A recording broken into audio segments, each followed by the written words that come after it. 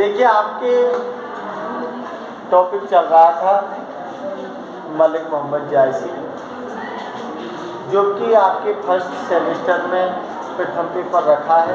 उसी का भक्ति काल के अंतर्गत निर्गुण काव्य धारा के कौन सी है, प्रेम मार्ग काव्य धारा की प्रतिनिधि कवि मलिक मोहम्मद जायसी, जिन्होंने प्रेम के माध्यम से जीवात्मा और परमात्मा के विषय के संबंध को प्रतीकात्मक तरीके से अपनी काव्य पद्मावत में उसका चित्रण किया है, और जिसमें लौकिक प्रेम और अलौकिक प्रेम की भी बात बताई है कि लौकिक प्रेम अलौकिक प्रेम क्या है, और जो भी है चाहे वो लौकिक है चाहे अलौकिक है, लेकिन माध्यम क्या है, प्रेम। जिस तरह से संसार के प्रेम के माध्यम से नायक नायिका अपने प्रेम को हासिल करते हैं, ठीक वही अलौकिक प्रेम जो है जीवात्मा का परमात्मा के प्रति, उसका भी माध्यम प्रेम बताया है, लेकिन उसका एक तरीका जो है वो अलग है, जिसको उन्होंने क्या माना है, संसार के आदमी और औरत को माध्यम माना है, और आदमी और औरत को माध्यम के रूप में किसको रखा है, राजा रतन सिंह और रानी पद्मावती को रखा है, जिसमें पद्मावत उनका जो महाकाव्य है जो रामायण से भी पहले रचा गया है, तो इसमें उन्होंने पद्मावत जो कि हिंदू धर्म का क्या है, एक अच्छा ग्रंथ माना है। उसके अलावा और भी बहुत सारे ग्रंथ हैं जिनसे उन्होंने रचना की है, लेकिन जितना पद्मावत फेमस है उनका उतना और कोई नहीं है। पद्मावत की भाषा है अवधी ठेठ भाषा है, अरबी फारसियों का प्रयोग किया है, दोहा चौपाई जैसी छंदों का प्रयोग है, अर्दाली चौपाइयों में लिखा गया है, और जिसमें रूपक अलंकार है, उपमा है, उत्प्रेक्षा है, अनुप्रास है, ये सारे अलंकारों का जिसमें वर्णन किया है।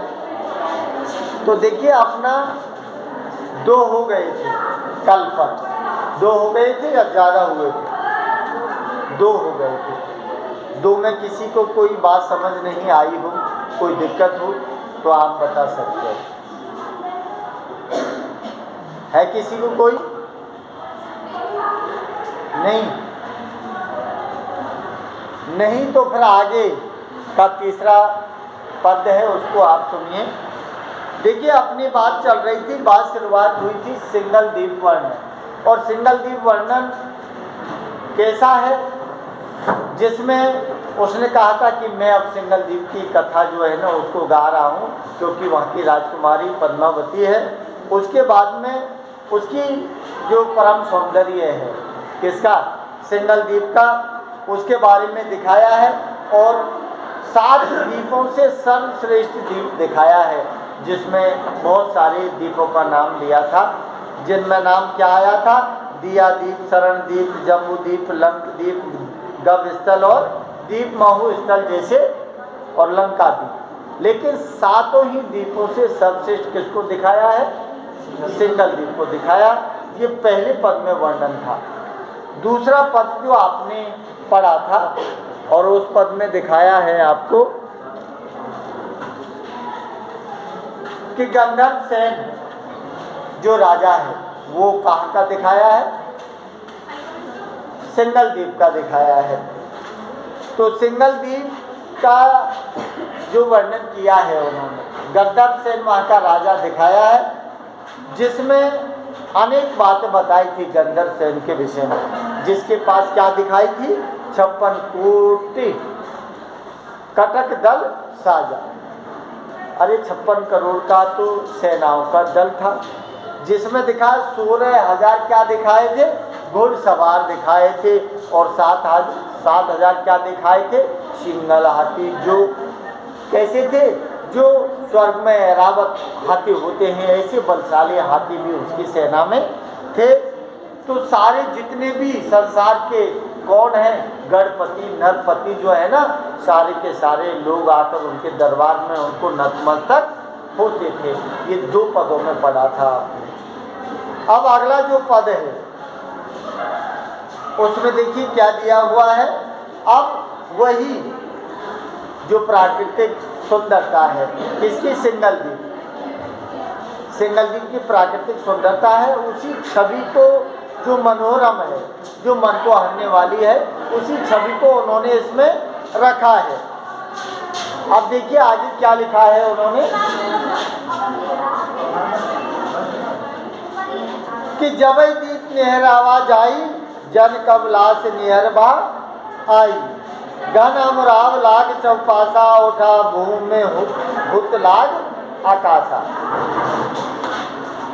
इनकी जो लय है, जो गति है, जो ध्वनि है, क्योंकि ये अरदाली में लिखी गई है और जो 1 चौपाई है और रामायण 2 चौपाई में लिखी है, तो जैसे इसमें दिया है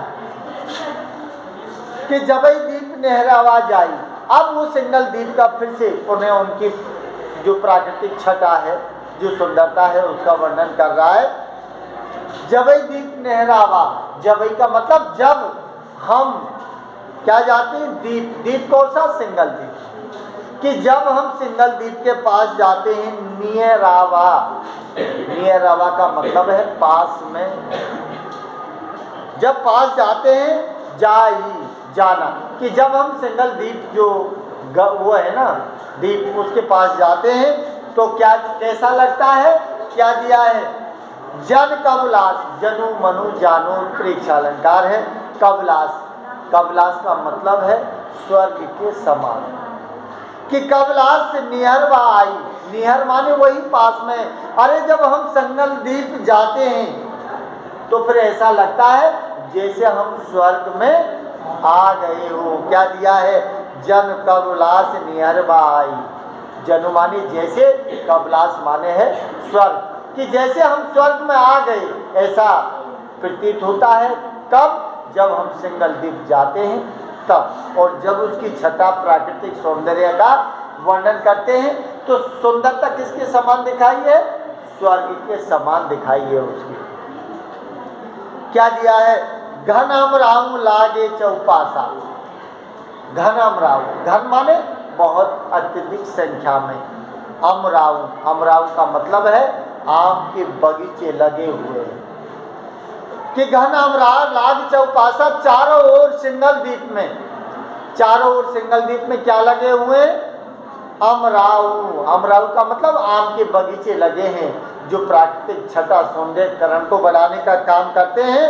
उठा भूमि हुत लाग आकाशा, ऐसा लगता है सिंगल द्वीप जैसे उठा भूमि, उठा भूमि का मतलब है कि भूमि से बड़े बड़े दरख्त पेड़ हैं जो आसमान की तरफ बढ़ रहे हैं, तो कैसा लगता है, होता लाग आकाशा, इसका मतलब ऐसे लगता है जैसे वो अमराई घने जंगल है ना, बगीचे, वो ऐसे लगते हैं जैसे आकाश को छूने वाले हैं। ऐसी प्राकृतिक छटा का वर्णन किया है। आगे क्या दिया है, तरवर सबे मलय गिर लाई, और जब सिंगल द्वीप के बाग बगीचे को देखते हैं, उसके पेड़ों को देखते हैं ना, तो कैसा लगता है, तरीवर, तरीवर का मतलब पेड़ पौधे, सबे मलय गिर लाई, मलय गिर, मलय गिर का मतलब है कि यहाँ सिंगल द्वीप में जो पेड़ पौधे लगे हैं ना, वो ऐसे लगता है कि उनको कहाँ से लाया गया है, मलयगिरी, मलयगिरी का मतलब है मलयाचल पर्वत से लाए गए पौधे।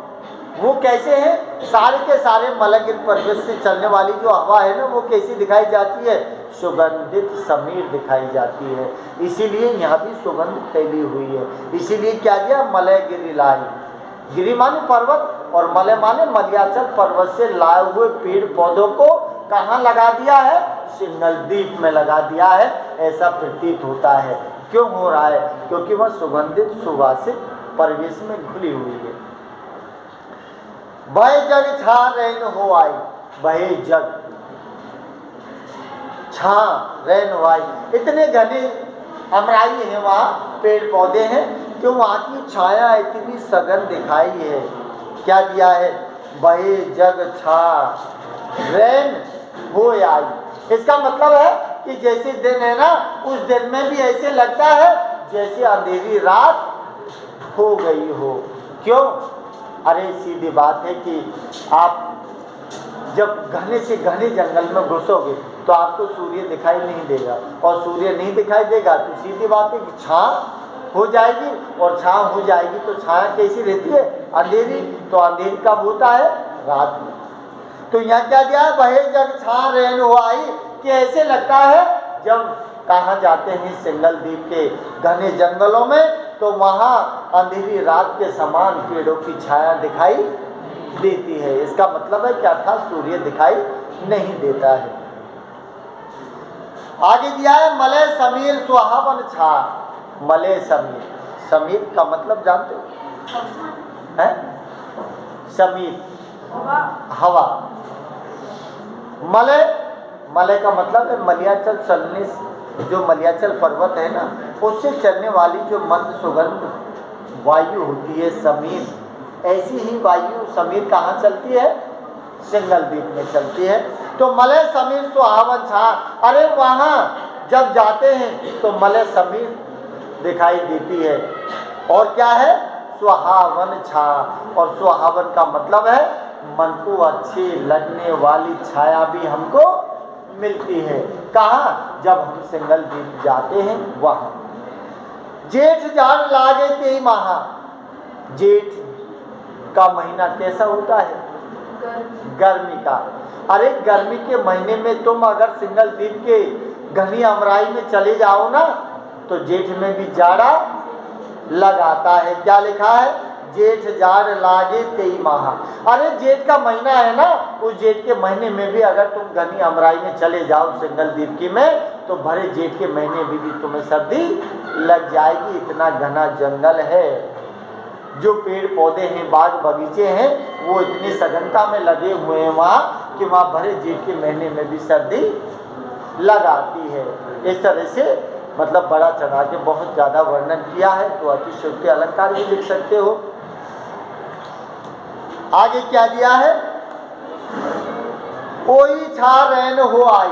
ओई छा रहन हो आई। अब फिर वही चीज दिखाई है कि अत्यधिक सघनता के कारण, अत्यधिक छां होने के कारण ओही छा, कि ऐसी छां दिखाई दी है। कहाँ पे? सिंगल द्वीप पर। कि सिंगल द्वीप में इतनी सघन छां दिखाई है कि वहाँ रात होती हुई दिखाई देती है। वहाँ जाते हैं तो जाने पर कैसे लगता है? जैसे यहाँ रात हो गई हो। हरिहर सबे आकाश दिखावा।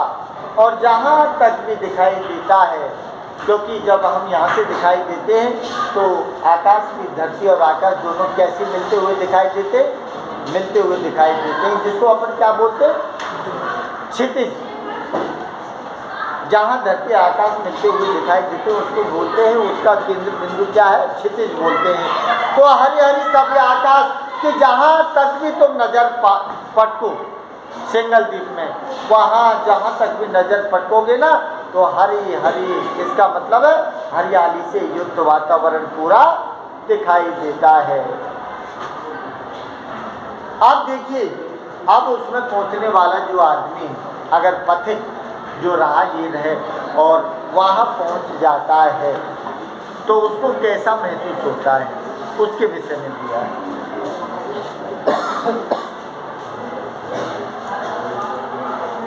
पथिक जो पहुँचे सैके गामों।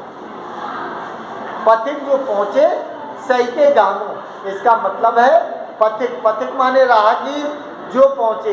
कि अगर कोई राहगीर सिंगल द्वीप में पहुँच जाता है, क्या दिया है? सही के घामों। सही के घामों, घामों का मतलब है गर्मी को सहन करके। अरे किसी को गर्मी बहुत ज़्यादा लग रही है और उस गर्मी को सहन करके कहाँ पहुँच जाता है वो पथिक? सिंगल द्वीप। तो क्या दिया है आगे? दुख बिसरे। तो अब तक जितने भी दुख उसने झेले हैं ना, उन सारे दुखों को क्या कर लेता है वो? बिसरे, भूल जाता है। कि दुख बिसरे, कि सारे दुखों को भूल जाता है। जितनी गर्मी अब तक सही है ना उसको, उस सारी गर्मी को भूल जाता है, क्योंकि वहाँ अमराई है। और कैसा है? सिंगल द्वीप स्वर्ग जैसा है। तो उसकी छाँव में जाके सारे दुखों को भूल जाते हैं। क्या दिया? सुख होई। और फिर जीवन में कभी दुख नहीं आता, हमेशा सुख ही सुख रहता है। कहाँ पहुँचने पर? सिंगल द्वीप पहुँचने पर। आगे क्या दिया? विश्रामु। विश्रामु, विश्रामु का मतलब फिर वो जीवन भर लौट के उस जगह नहीं जाता है जिस जगह उसको दुख मिले हैं, अर्थात उसको गर्मी मिली है, और वो हमेशा यहीं विश्राम करके रह जाता है। क्योंकि स्वर्ग जहाँ है तो आनंद है, तो स्वर्ग को छोड़ के कौन जाएगा नरक में? इसलिए यहीं रह के वो क्या करते हैं? विश्राम करते हैं। अगर कोई पथिक राहगीर वहाँ पहुँच जाता है, उस स्थिति का चित्रण किया है। नीचे क्या दिया है? जेही वह पाए छाँ अनूपा। जेही वह, जेही वह। अब ये जेही वह किसकी ओर इशारा है? उन्हीं भटके हुए लोगों की ओर इशारा है, जो पथिक लोग हैं, जो राहगीर हैं, जो इधर उधर जाते हैं। कि जेही वह पाए छाँ अनूपा। अरे जो भी लोग वहाँ जाते हैं ना, और उन लोगों ने क्या देखी है? छाँ अनूपा। बेटा बात नहीं, छाँ अनूपा। छाँ माने छाया, और अनुपा भी अनुपम। अनुपम का मतलब होता है अद्वितीय, जिसके बराबर दूसरी छाया नहीं है, जिसके बराबर दूसरी सुंदरता नहीं है। ऐसी सुंदरता अनुपम छाया कहाँ दिखाई देती है? सिंगल द्वीप वर्णन में दिखाई देती है। क्या दिया है? फिर नहीं आए सहे ये, फिर नहीं आए सहे। इसका मतलब फिर वो लौटकर उस स्थिति में नहीं आते जिस स्थिति में वहाँ पहुँच जाते हैं। क्या दिया? फिर नहीं, फिर मानी दोबारा, पुणे लौटकर वो नहीं आते हैं। जिससे है ये, जिन्होंने दुख झेल लिया है ना, वो सिंगल द्वीप जैसे स्वर्ग में जाने के बाद दोबारा लौटकर पृथ्वी पर नहीं आते हैं। इतना मनोहर छठा प्रकृति सौंदर्यकरण दिखाई है किसकी? सिंगल द्वीप की। और दोहे में क्या लिखा है नीचे? असम राहू सघन घन वन जाओ अंत। मलिक मोहम्मद जासी कहता है अस माने ऐसी, अस माने क्या है? ऐसी। क्या दिया है? अमराऊ। अरे ऐसी अमराऊ जो सघन वन है, अरे जो सघनता से भरा हुआ जंगल है ना, ऐसी अमराई। क्या दिया है? वर्ण न पारो अंत। अरे मैं उसके बारे में वर्णन नहीं कर सकता। जो क्या है? सघन अमराऊ दिखाइए। तो सघन अमराऊ जो है ना, ताकि सिंगल द्वीप की, उस सिंगल द्वीप की जो सघन अमराऊ है ना, क्या दिया है? वर्णन पारो अंत। उसके बारे में वर्णन नहीं कर सकता। उसका क्यों? क्योंकि उसका कोई अंत नहीं है। अरे वर्णन तो जब करूँ ना, जब किसी चीज़ का अंत हो। यहाँ तो क्या दिया है? वर्णन पारो अंत। कि उसका वर्णन कहाँ तक करूँ? उसका कोई अंत नहीं है। ऐसा सिंगल द्वीप की सुंदरता का वर्णन किया है। आगे क्या दिया है? फले फरे छावो ऋतु। फले फरे, क्या दिया? फले फरे। अब देखो, फलेगा जब तो फल आएगा। कोई चीज़ फलती है और फलने के बाद वो फल आता है। तो फले फरे छो ऋतु। वैसे आपने कितने ऋतुओं का नाम सुना है? हैं? कितने ऋतु हैं? कितने ऋतु हैं? तीन ऋतु हैं। कौन कौन सी?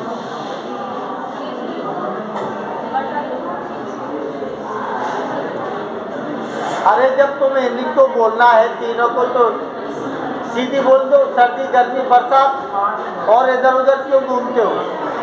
इसका मतलब अरे तीन, इसमें क्या दिया है? छो, क्या दिया है? छवो ऋतु। छवो ऋतु का मतलब है 6 ऋतु। छवो ऋतु का मतलब क्या है? 6 ऋतु। मैंने तुम्हें जब शुरुआत में बताया था, जब भी मैंने कहा था 12 मासार 6 ऋतुओं का वर्णन किया है नागमती वियोग खंड में। तो 6 ऋतु हैं। एक हेमंत है, एक शिशिर है, और एक कौन सी है? बसंत। तो 3 ये और 3 वो। तो क्या दिया है कि फलो फरे 6 ऋतु। अरे वो जो बसंत दिखाया है, इसका मतलब कि सिंगल द्वीप में हमेशा 6 ऋतुएं बनी रहती हैं और वहाँ के जितने भी पेड़ पौधे हैं ना, वो हमेशा फलते और फूलते रहते हैं। क्या दिया है? फले पुरो 6 ऋतु जानो सदा बसंत। हमेशा वहाँ क्या दिखाई देता है? बसंत। और बसंत में क्या होता है?